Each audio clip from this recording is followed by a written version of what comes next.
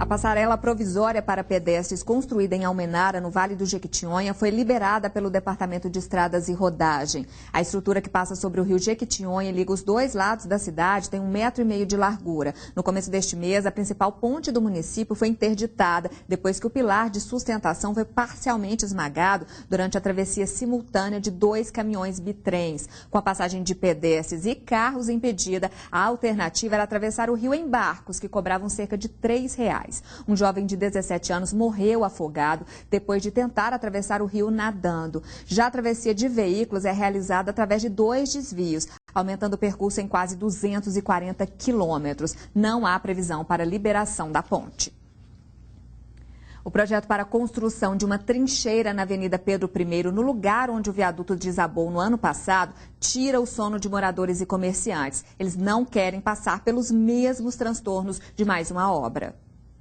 No lugar em que o viaduto Batalha dos Guararapes deveria estar erguido, a solução foi um cruzamento com semáforos para ligar as avenidas Pedro I e Olímpio Mourão Filho, na região de Venda Nova.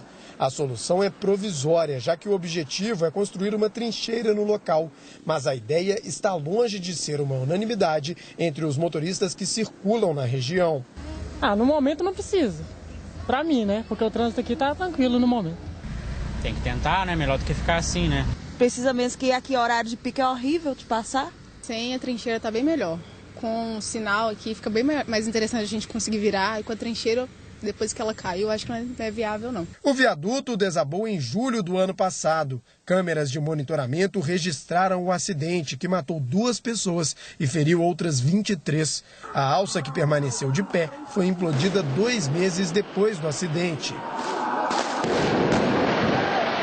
O projeto para a construção de uma trincheira foi entregue pela empresa responsável pela estrutura do viaduto que desabou e já foi aprovado pela BH Trans e pela Sudecap. Só que moradores e comerciantes da região não querem passar pelos transtornos de mais uma obra. Algumas marcas da implosão do viaduto continuam nos edifícios vizinhos.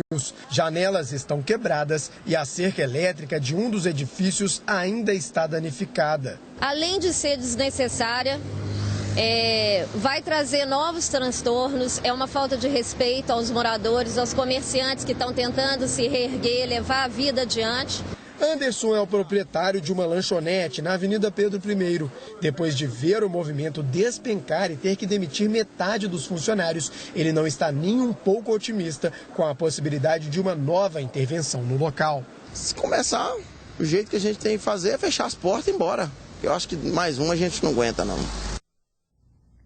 Mais uma cidade de Minas cancelou o carnaval devido à falta de água. A Prefeitura de Recreio, na Zona da Mata, decretou situação de emergência e se uniu aos quase 15 municípios mineiros que anunciaram o fim das festividades. De acordo com o Executivo, a cidade passa pela pior crise hídrica desde 1967, quando o Serviço Autônomo de Água e Esgoto começou a operar. A seca prejudica o abastecimento de mais de 3.500 residências. O nível do reservatório da cidade está baixo por causa do alto consumo durante o verão, associado ao baixo índice de chuvas. A estação de tratamento trabalha com a capacidade reduzida quase pela metade e os moradores já enfrentam racionamento de água. Depois do turismo trazido pela Copa do Mundo, a rede hoteleira de Belo Horizonte passou a enfrentar uma crise. Pelo menos 4 hotéis já fecharam as portas por causa da falta de movimento. Nos últimos 2 anos, 22 hotéis foram inaugurados em Belo Horizonte, todos visando a Copa do Mundo. Os leitos disponíveis passaram de 14 mil para 24 mil. A Copa do Mundo foi uma espécie de uma decepção. Nós não tivemos aquela taxa de ocupação esperada de 80% a 85%. E depois da Copa do Mundo não aconteceu nada em Belo Horizonte, nada em Minas Gerais.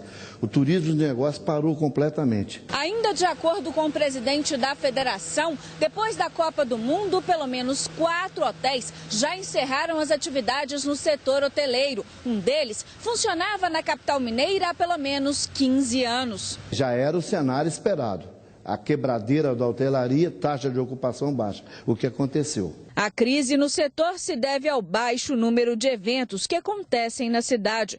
Paulo acredita que algumas medidas precisam ser tomadas com urgência pela Prefeitura de Belo Horizonte. A construção do Centro de Convenções de Belo Horizonte, da Prefeitura, que não saiu, na Avenida Cristiano Machado, a própria expansão da Expo Minas também, e para alavancar o turismo de negócio na nossa cidade. Os dados da federação também apontam que muitos empresários que investiram no setor estão no prejuízo, pois no máximo 30 hotéis dos 200 existentes na capital foram beneficiados com a taxa de ocupação durante os Jogos do Mundial.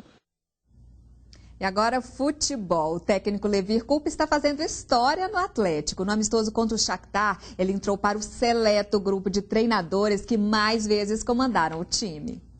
No amistoso final de preparação para o Campeonato Mineiro, Levir Coupe se tornou o terceiro técnico que mais dirigiu o Galo. Ele igualou a marca de Barbatana, com 227 jogos à frente da equipe, ficando atrás apenas de Procópio Cardoso, com 328, e Tele Santana, com 434. Em abril do ano passado, foi chamado para melhorar o desempenho do time no Campeonato Brasileiro e chegou com um perfil arrojado. A gente ficou um pouco assustado com isso.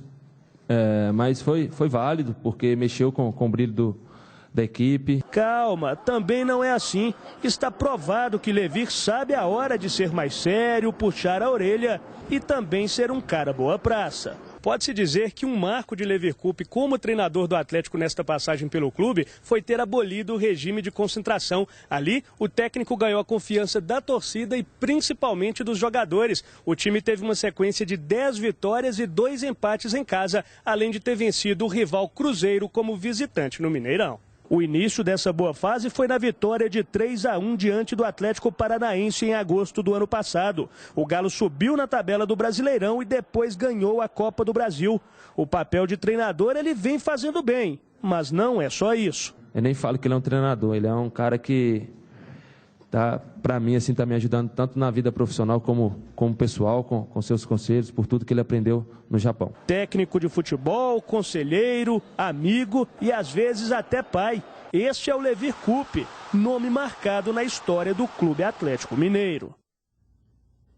A zaga do Cruzeiro se tornou uma dor de cabeça para Marcelo Oliveira. Às vésperas do início do Campeonato Mineiro, o treinador conta somente com 2 jogadores de origem para o setor. A novela entre Cruzeiro e o lateral Mena finalmente terminou, com final feliz para os cruzeirenses. Se a lateral esquerda já não é mais problema para o técnico Marcelo Oliveira, a zaga virou uma dor de cabeça para o treinador. E na estreia do estadual, domingo contra o Democrata em Governador Valadares, o comandante não vai ter nenhum reserva no setor. Com Dedé, Manuel e Alex lesionados, Bruno Rodrigo e Léo são os únicos jogadores à disposição. Quem pode ajudar é o lateral direito Fabiano. Tem altura de zagueiro, 1,88 m, mas não é só a altura não. O jogador era zagueiro nas categorias de base do São Luís, do Rio Grande do Sul. No momento que ele precisar, a gente vai estar preparado para ajudar. É uma posição de origem minha, então não vou ter nenhum problema nesse aspecto. Fabiano virou lateral quando foi para a Chapecoense em 2012. E foi nesta posição que ele se destacou no Brasileirão do ano passado. Hoje, com certeza, me sinto mais à vontade na lateral, por ter agora atuado 2 anos e pouco nessa posição. Depois que eu fui deslocado para ela, para a lateral direita, não joguei nenhuma partida mais como zagueiro. O catarinense de 23 anos não escolhe posição, seja na lateral ou na zaga, o que ele quer mesmo é jogar. O lateral esquerdo Pará está quase confirmado como o 8º reforço do Cruzeiro para esta temporada. O Clube Celeste deverá comprar 50% dos direitos econômicos do jogador, que estava no Bahia. Na negociação, o volante Souza será emprestado à equipe de Salvador por 1 ano, com salários pagos pelo Cruzeiro. O Jornal Band Minas termina aqui. Eu te agradeço pela audiência. Fica agora com as notícias nacionais e internacionais no Jornal da Band. Uma boa noite para você. Até amanhã.